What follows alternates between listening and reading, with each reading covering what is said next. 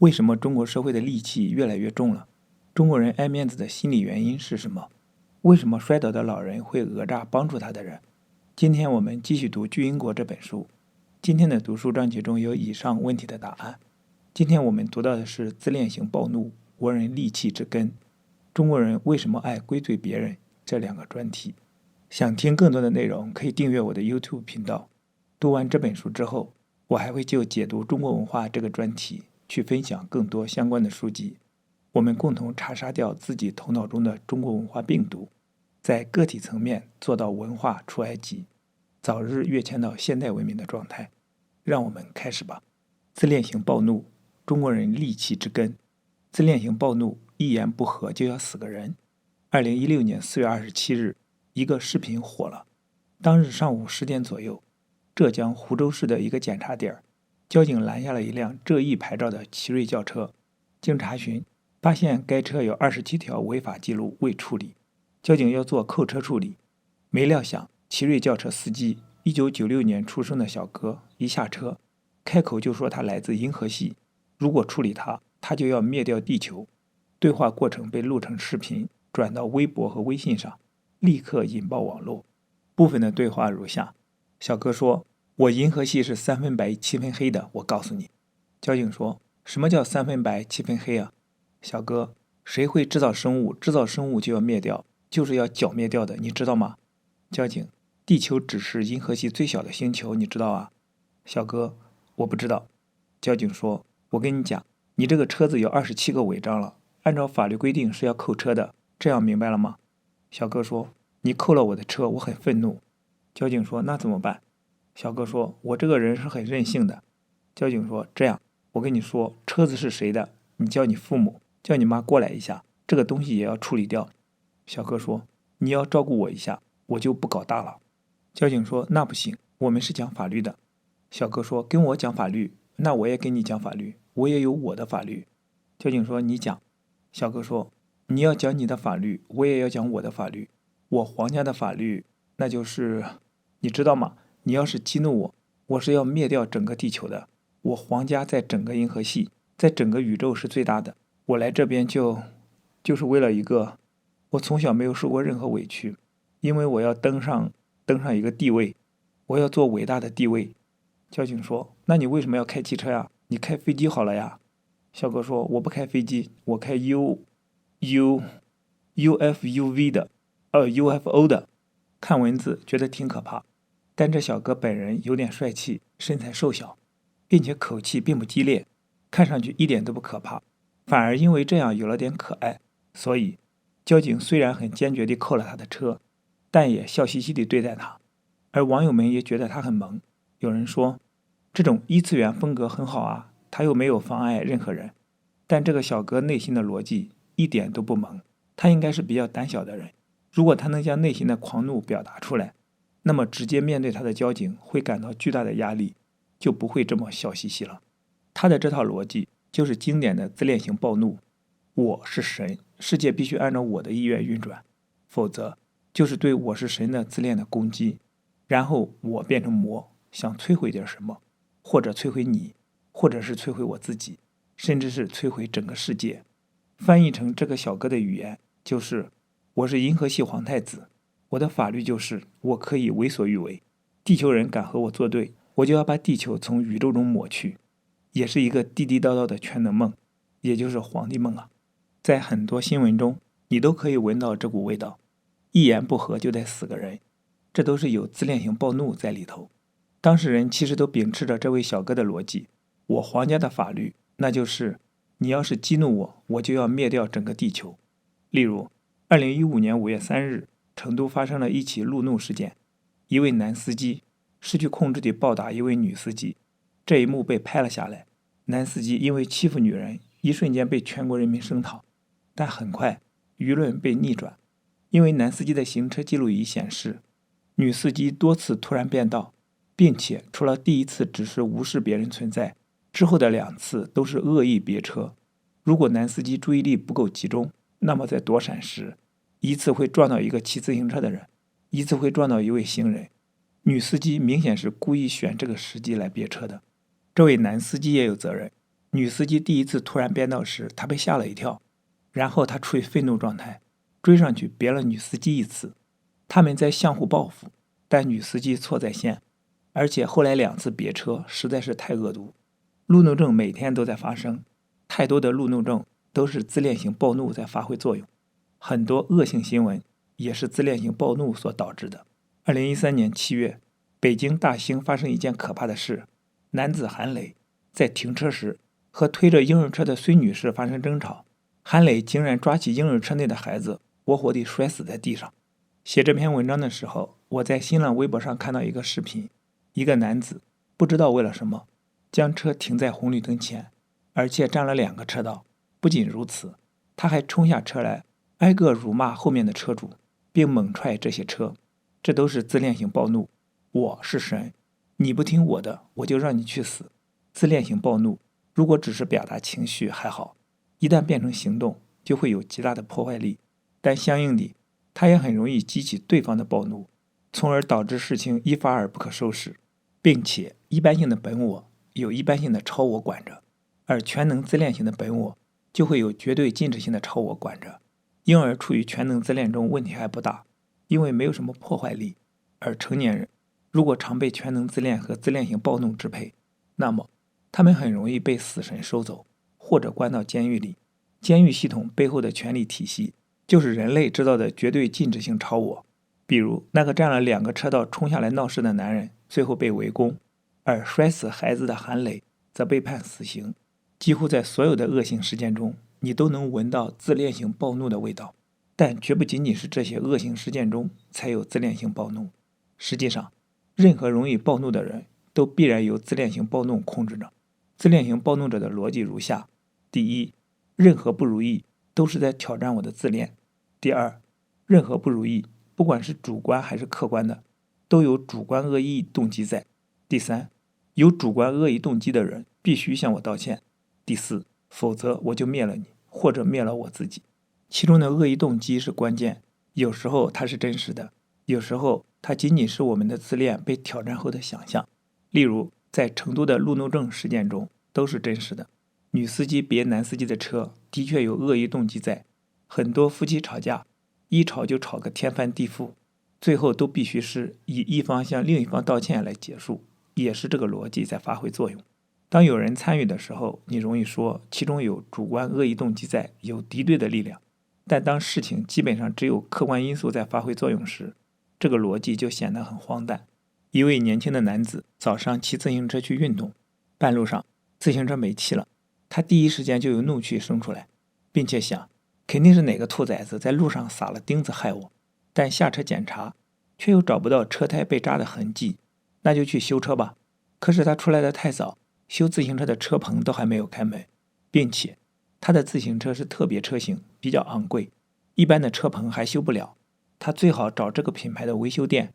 于是他打电话给维修店，但是因为太早没人接，接连发生了这么多小小的不顺，他突然间感觉自己心中涌起了一股非常暴烈的情绪，他想大吼，想破坏点什么，但大早上的都很安静，如果这样吼会扰民，也会担心被别人异样的眼光看待，所以他努力压下了这股情绪。但这样以后，他突然间感到很绝望，觉得周围似乎有一道铜墙铁壁，紧紧地箍住他，让他不能动弹。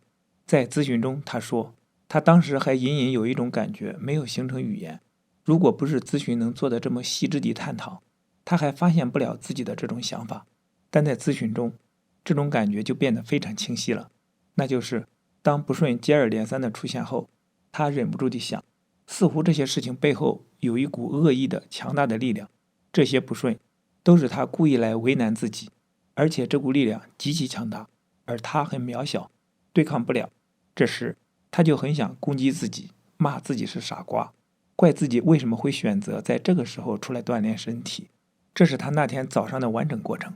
他内在的逻辑是这样的：第一，任何不如意都是在挑战他世界应当按照我的意愿运转的这种自恋。当这样想时，就没有小事了，所有事都关乎生死，都关乎我是全能神还是无能渣渣的根本区别。所以你会看到，太多数的中国人哪怕再小的事情都不会让步，都要争个头破血流。深层的心理原因就是这个。第二，任何不如意都有主观恶意动机。过去每当遇到挫折时，他都会觉得外界有主观恶意动机。所谓主观恶意动机，也就是没有什么不顺是客观因素造成的，都有主观恶意在。比如他很怕当众演讲，因为一旦他表达不畅，就会觉得其他人都会幸灾乐祸地看着他，嘲笑他，觉得别人幸灾乐祸和嘲笑就是认为他们有主观恶意。但这次因为事件中没有涉及到人，所以他找不到主观恶意动机。最初曾猜想是修自行车的人撒了钉子，但发现自己的车胎上没有被扎的痕迹，所以这个怀疑也不能成立了。这反而逼出了他内在的真相。最后他隐隐觉得这几件不顺利的背后有一个强大的恶意力量在，他就是魔鬼。这个魔鬼是他内心中很深刻的部分。当他演讲受挫时，觉得观众在嘲笑他，其实是他将这个内在的魔鬼投射给了观众。当有人可以怪罪时，这个魔鬼不容易看到，但这次谁都不好怪罪了，反而逼出了这个魔鬼。第三，有主观恶意动机者必须道歉。在早晨的那段时间里，他想过这个自行车品牌的维修店有问题，他一定要找到他们，让他们道歉。但他同时又知道这也太无理取闹了，因为他起来的实在太早。第四，否则就是你死我活。我是神，你有意冒犯了我，你必须道歉。道歉意味着承认了你有主观恶意，且你的主观恶意是错的，否则就是你死我活。这个你死我活是非常真实的。当人处于自恋型暴怒时，确实很难搞。比如对这个男子而言，他感觉到一个强大的恶意力量在针对他，他必须征服他，消灭他，否则这个力量就会把他给击败了。他被击败时，就感觉到自己被镇压了，周围有一道铜墙铁壁箍住了自己，让自己不能动弹。这还不算，他内心中的狂怒还在，而狂怒不能指向外界。他被强大的恶意力量击败了，他得认输。认输的那一刻，这股狂怒还在，但是不能向外，转而向内攻击自己。于是他想死。所以如果这个逻辑不破，真会是你死我活的战争。对于容易暴怒的人来说，最关键的是他需要看到，常常是并没有谁在恶意对待他。他的暴怒来自神一般的自恋受到挑战，他内心的黑暗从这一点而来。例如一位来访者因为我临时取消了一次咨询而愤怒，那次之后的咨询中，我们详细探讨了他的愤怒。他说咨询对他很重要，他能感觉到心中的一股能量随着咨询的进展而升起，但咨询突然被取消，他感觉这股能量被打断了。特别是他对控制不了我感到很绝望，他感觉到我根本不在乎他。我取消这次咨询是有客观原因的，我告诉了他这个客观原因，但这并不能真正打消他的感觉。他意识上知道我在乎他，但感觉上还是觉得我根本不在乎他。后来谈到问题的关键在于这次取消是突然的，他已经对这一次咨询有了期待，而突然取消，他的期待就落空了。这种落空让他很愤怒，这份愤怒就是自恋型的愤怒了。我发出了一个期待，这个期待就必须得到实现，否则世界必须按照我的意愿来运转的这种自恋感就被破坏了，然后愤怒由此而生。如果说有魔鬼，其实那个魔鬼正是暴怒者自己。他们期待别人和世界必须配合他们的意愿，保证他们的意愿的实现，否则意愿的能量就变成了暴怒。能看到这一点时，他们对自己的暴怒会多了很好的觉知，以后就可以相对好一些的管理这份暴怒了。和这位来访者谈完，我突然理解了多年前一直没搞明白的一件事。一位高富帅常失控打架，超厉害，可以一个人打好几个。问他为什么总打架，他说每次都有人看不起他。我惊讶地问道，你条件这么好，出门都是豪车、名牌衣服和包包，谁会看不起你？他也说不上所以然。现在想起来，突然间明白，他的意思是谁都得听我的，按我的来，否则就是看不起我。过去我一直批判孝道，但随着对巨婴心理了解的越来越多，就越来越明白，孝道就是巨婴国集体意识的设计。因为巨婴们都是一言不合就要你死我活，这种争斗很可怕，所以就得设计成孩子孝顺父母，臣子忠于君主，让弱者服从强者成为一种集体道德，就可以减轻内耗了。明显不公的孝道是太容易自恋型暴怒的巨婴国不得不做出的看似合理的选择。巨婴国概念还没有形成时，对孝道有遏制不住的愤怒。当巨婴国概念形成后，愤怒化解了很多。一个群体和其文化，也就是这个群体的集体之心，会形成一套系统，一环扣一环。本来是为了解决问题，但也导致了轮回。我们需要深入觉知集体之心，同时也要能跳出轮回去观察它。中国人为什么爱归罪别人？一次咨询，一位来访者说，他爸爸永远都在怪罪别人，怪罪他或者怪罪他的妈妈。比如有一次，他爸爸饭没有做好，却怪罪他说，谁让你在这儿碍手碍脚，害我饭都做不好。这个说法让我觉得太奇葩，影视编剧们都未必能想到。于是就此发了一条微博，询问大家遭遇过的奇葩归罪事件，结果引起了很多人的吐槽。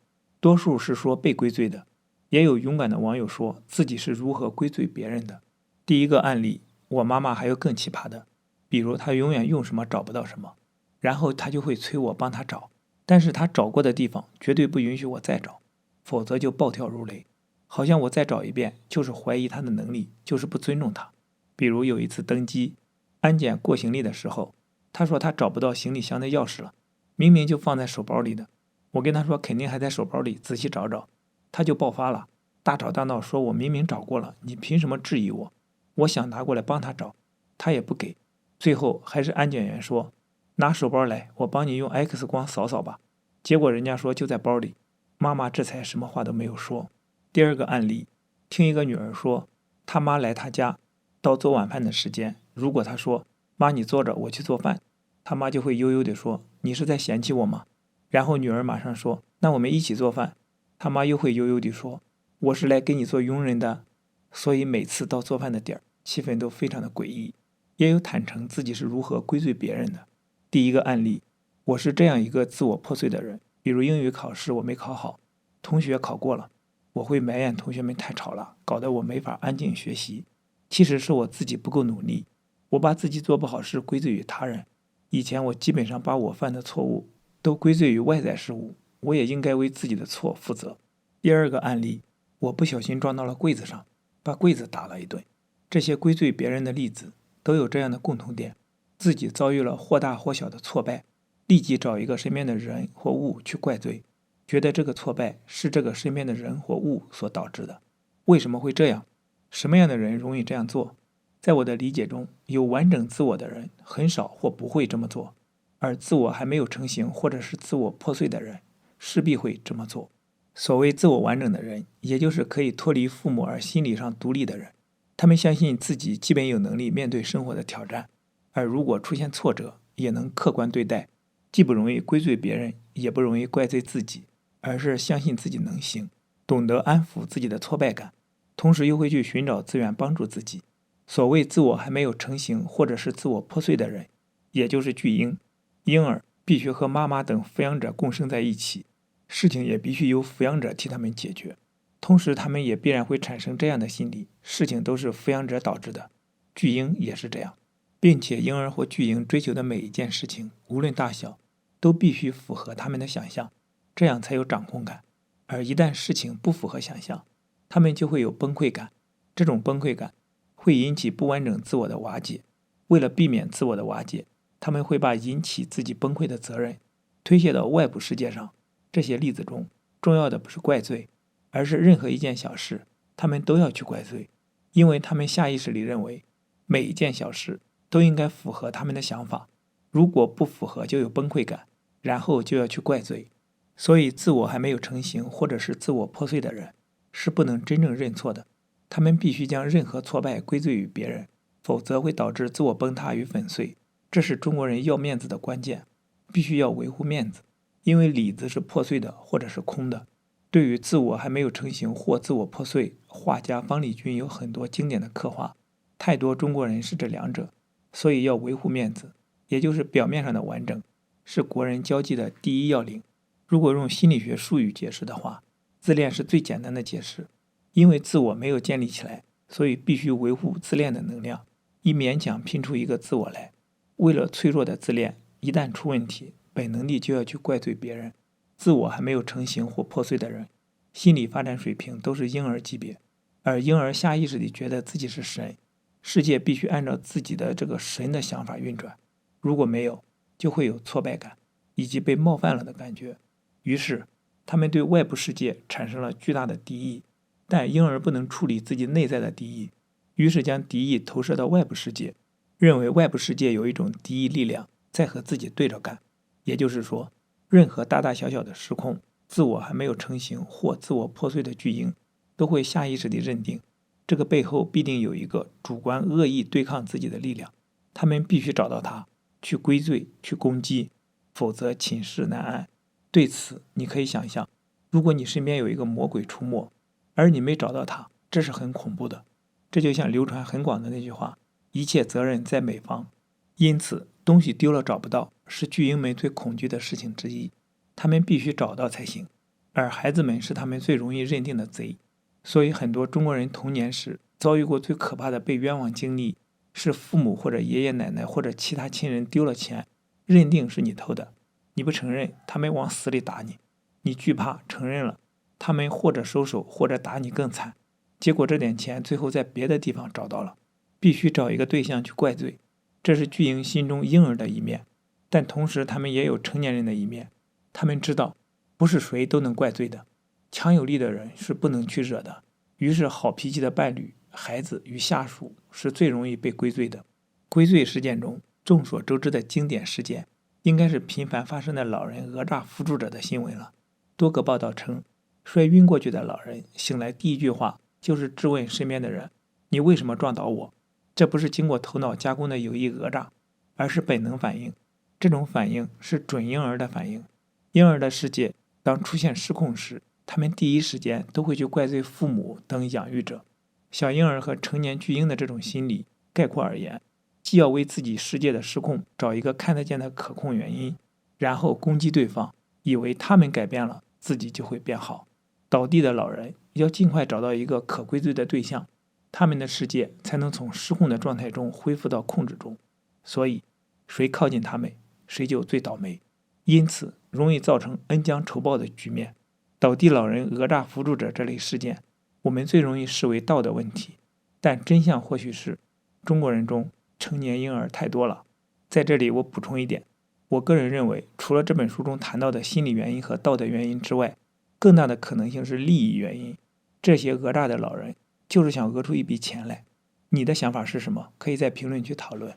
这类事件中，司法体系的和稀泥态度造成了难以磨灭的超恶劣影响，对道德是极大的冲击。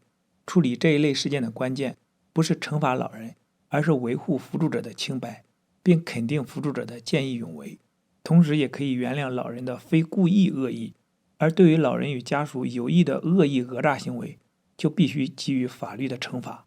其实，之所以和稀泥在中国如此的流行，是因为我们都知道，巨婴非常难产，如果找不到可以归罪的对象，他们就会不依不饶，哪怕把天捅破也在所不惜。于是，相对更成熟、心理更健康、资源更多的扶助者，就被老人家庭与司法体系共谋算计了。直到这时，巨婴的归罪动力才算相对平静了下来。世界必须按照我的意志运转，如不顺就要找一个对象去怪罪，这是病态自恋。而病态自恋是他恋失败的结果。所谓他恋，也就是我可以爱上他人，并被他人所爱。婴儿最原始的心理是全能自恋，也就是世界必须按照我的意志运转，而我如同神一般。但如果孩子能与父母构建爱的关系，婴儿就可以从原始的全能自恋中走出来。如他恋失败，就会退行到孤独的必须自己掌控一切的全能自恋中。所以，治疗病态自恋最好的办法还是有人爱他。因此，就有了以下这个说法：生命最初的几年，如果能攒够5000个夸奖，就可以帮孩子建立起自信。自信也就是健康自恋，让孩子形成健康自恋不容易，而治疗巨婴的病态自恋则相当不容易。这需要有这个心理的成年人自己去做出巨大的努力。或许关键的一点是，巨婴也就是成年婴儿必须认识到，外部世界并没有那么多敌意与恶意，自己以为的外部敌意与恶意其实是内心向外投射的结果。